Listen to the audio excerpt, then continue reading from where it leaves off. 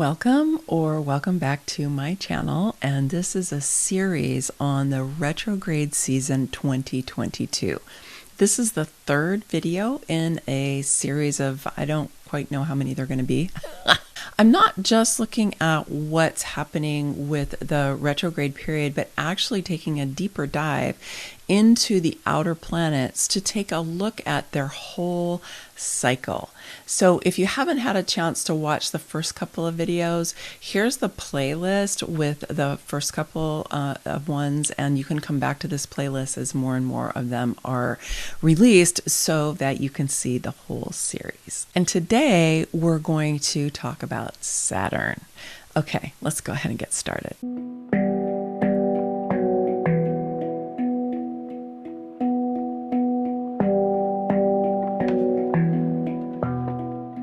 Before we dig into Saturn, I wanted to just show you the image of the whole retrograde season, and you'll see that it goes all the way from April all the way through of January of next year. It involves all 5 of the outer planets, and I didn't put it in here, but there's a Mercury retrograde thrown in there for a good measure because we actually have 4 in 2022. So let's remember that retrogrades are when the planets appear to be going backwards in the sky. They're not actually going backwards, it's an illusion, but they appear to be going backwards. And what's significant for us is the effect that the planets have on us changes whether they're going direct or retrograde. Retrogrades tend to feel a little bit like things have slowed down, like maybe there's things in the way. Sometimes I say it's a little bit like feeling like you're trying to move through peanut butter. You're trying to move forward, but it's not really working.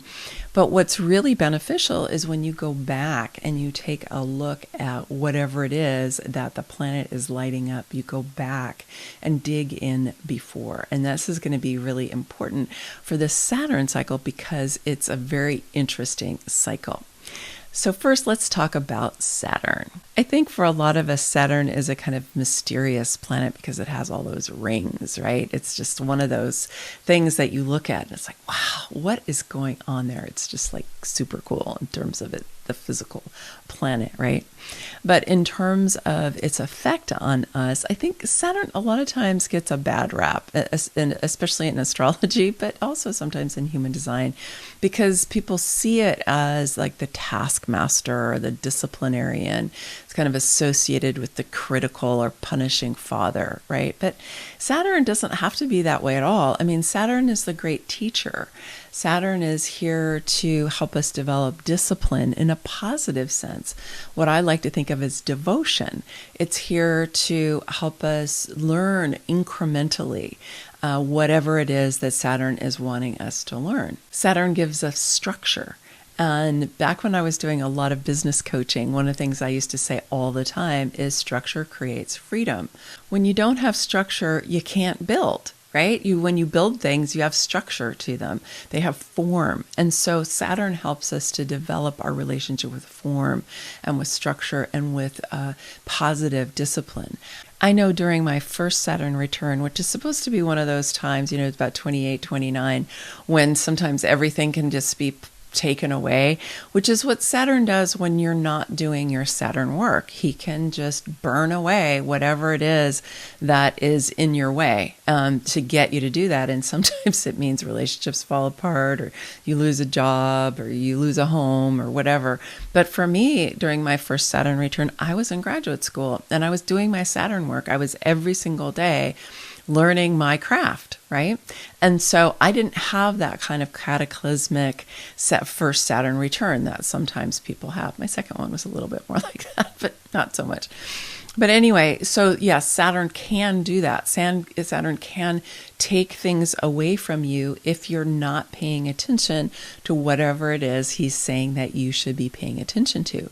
But when you are paying attention to that, then he's a great support for you to be building your knowledge, your wisdom, your understanding, whatever it is, your experience, your life experience in whatever that area is that he's wanting you to take a look at. In terms of Saturn's retrograde period, it goes retrograde about 4.5 months out of the year.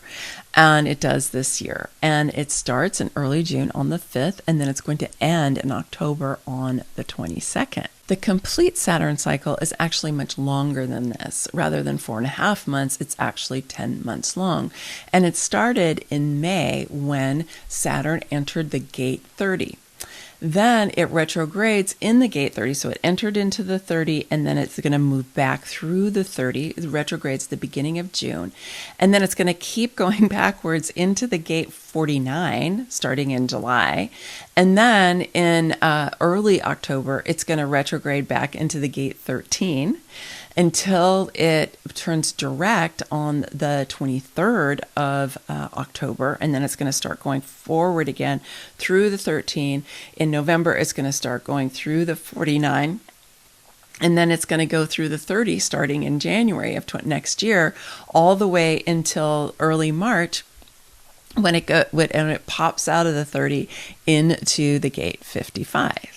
So what this means for us is Saturn is like taking a quick look at the gate 30, which we'll talk about in a minute. And it goes, okay, we're going to take a quick look.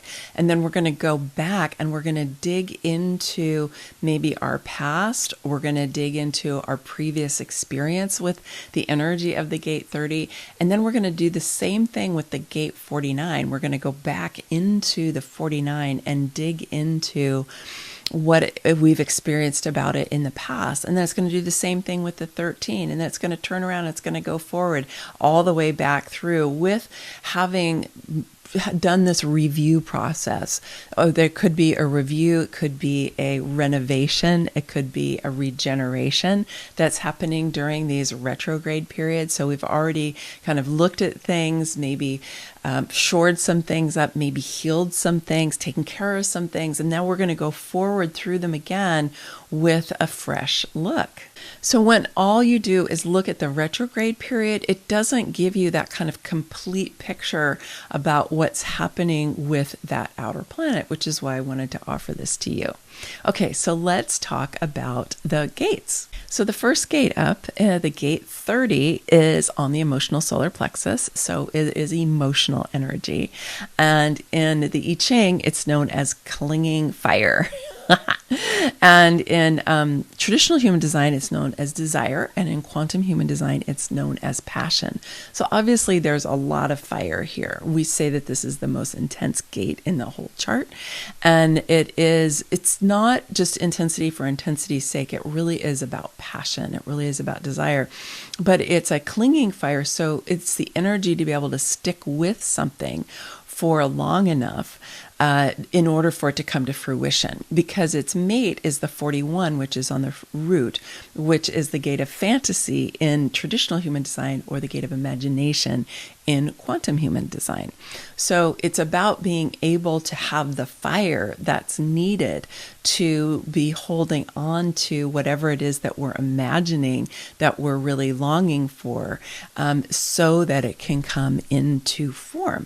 Because it's on the emotional solar plexus, we actually have two of these gates are on the emotional solar plexus. The 49 is also on the emotional solar plexus. But anytime we have energies on the emotional solar plexus, we know that we have to have patience, right? And that clinging fire is all about patience. Yes, it's fiery, but it's not the fire to do it now, rush forth. It's more about the energy of like, okay, we're going to keep stoking that inner fire for the thing that we desire, for what we have passion for. So if you think of it as stoking that inner fire so that you have the stamina and the fortitude that you need to be moving forward with something that's not going to just manifest just like that. And Saturn is going to love that, right? Because Saturn is going to be, okay, we need to be focusing on this incrementally. We're not going to rush into it. We're going to build it step by step. And so Saturn moves into that 30, and we're going to take a look at what is it that we really are passionate about? What is it that we have a desire for? And if you watch the last video on Neptune, you'll see that Neptune also is asking these questions about what is it that we're wanting? What is it we want to experience? What is it that is going to come out of our subconscious, if you will, that we maybe have shunted to the side that is wanting to come forward at this time. And so we've already got that theme happening with Neptune, and now we've got Saturn who is lighting up this gate of desire, this gate of passion. And so he's moving forward into that gate and saying, hey, check it out. What is it that is true for you? And what are you stoking your inner fire for? And then he's going to go retrograde back into that same gate. And so we're then invited to go back into the past, to go deeper inside, to be asking ourselves, well, gee, what have been my passions? What have been my desires? Have I been paying attention to them? Have I been stoking that inner fire? Has the fire gone out? Did I have it earlier in my life, but now the fire has maybe gone out? What can I do to reclaim that inner fire, to renovate or to regenerate that inner fire? What is it that is calling to me that maybe I haven't been paying attention to, that I've set aside? So that's what's happening as we're retrograding through the 30. But then we're going to go into the gate 49. So the gate 49 is also on the emotional solar plexus. So it's an emotional energy. And it is half of the channel, a partnership. And so it's called Revolution or Principles, and it has a lot to do with kind of like the terms of relationship, like what really makes a relationship work. Its mate is the gate that's all about intimacy, the 19. And so it's kind of known for an energy of like, hey, you know, if you do something that really goes against my values, goes against my principles, I'm like out of here. Like I'm going to get out of here. Or it could be like staying too long in a relationship also. It's really relational energy. It's in the tribal circuit. And so it has to do with the people in our lives, and particularly with the close people in our lives. And so the revolution is the opportunity to revolutionize our relationships if they're not working for us. And Saturn is saying, hey, go and take a look again about your relationships. See, are they really working for you? Are they ones that are helping you to have the life that you really long for? Are you feeling fulfilled? Are you feeling excited? Are you feeling on purpose in your relationships? And remember, also with the 30 and with the 49, with all of these gates, that this is happening to the collective as well. It's not just happening to you or to me, it's happening to the collective, because that's what the outer planets do, is they're really shining light on the collective. So this is something that's happening for everyone, to be looking at the revolutionary possibility in our relationships. And if we just really kind of take a look at what's happening in the collective, I think this is going on a lot. In the very first video I did, which was about Pluto, and it was asking the question of, you know, what's of value? What do we really want to keep? What of the kind of leading edge possibilities do we want to hold on to? And it's also about how do we know what we know? And I talked in that video about how much debate there is about what we can trust in the world today. What kind of information is valid? How can we know what we know? And there's a lot of debate and conflict that's happening about that. Well, we also are seeing a lot of energy going on around relationships. You know, what are our relationships to each other in the collective? And this is a tribal energy, so it can be the relationships inside the tribe.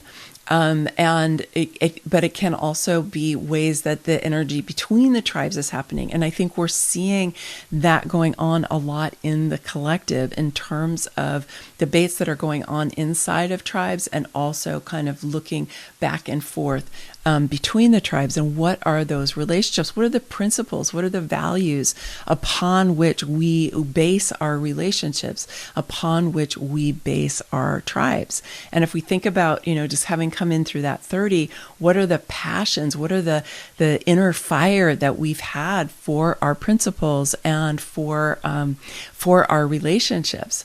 Then it's going to even go back into the gate 13. Now, the gate 13 is up on the G center.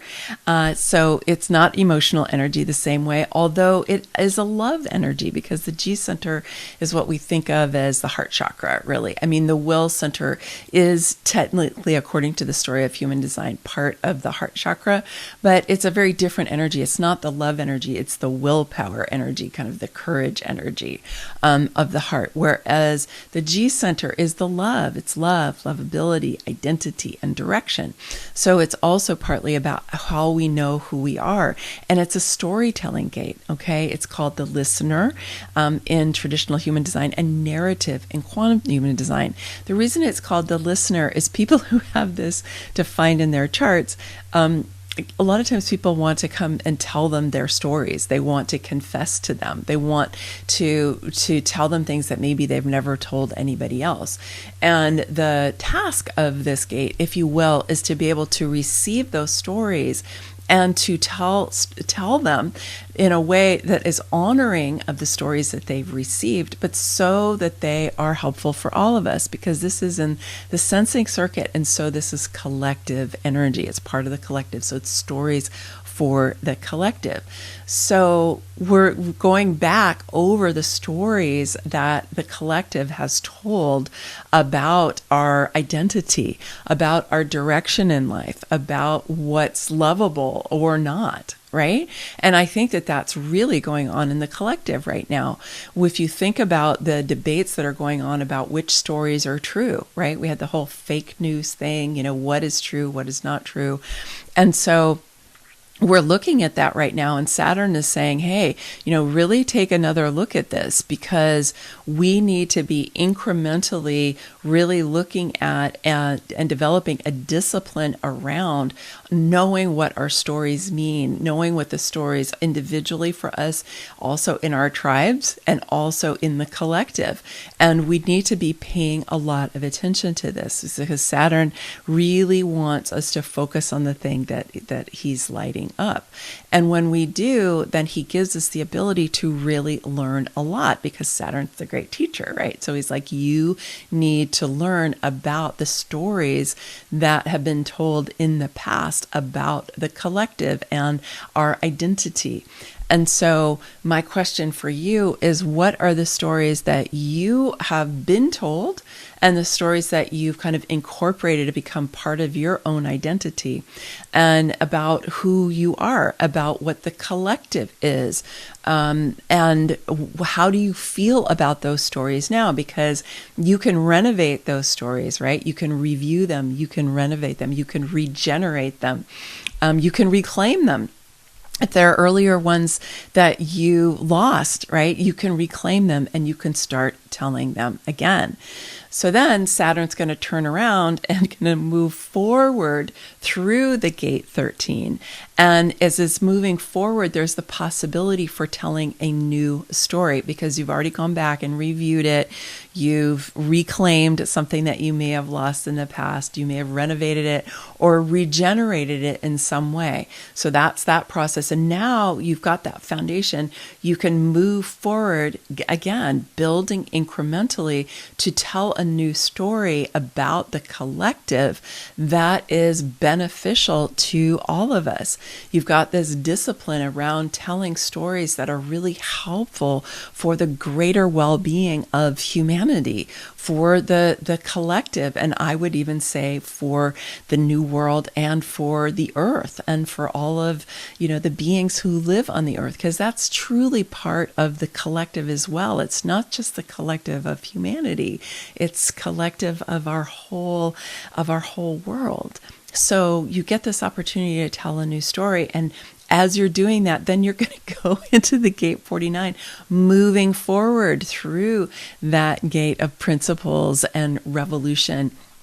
And looking at, okay, now that I have this new story about the collective, what is it that I'm feeling about, my relationships? You've already earlier gone back incrementally through them, with a great devotion and discipline to think about what's really working and what's not working in relationships. And what do you want to revolutionize? What needs to be changed so that it can come to a higher order?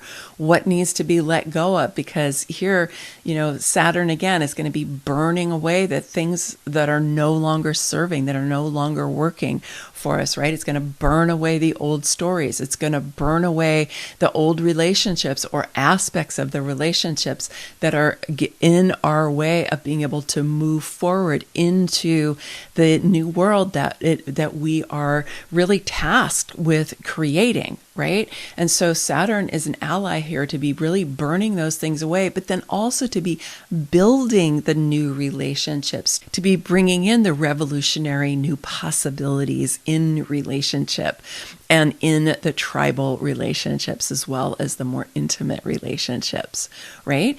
And then we're going to move out of that back into the gate of passion, right? And so all of that, the new story that has burned away what no longer serves us, the new relationships that have burned away that no longer serves us, we're going to go back into this gate 30, which is where we get to stoke the inner fire about what we're passionate about what we really desire. And so we're going to have the opportunity to be really stoking that inner ability to stay focused and to hold on to this desire, this passion, this new story, these new relationships, and be building them incrementally, step by step, with the support of the great teacher, Saturn.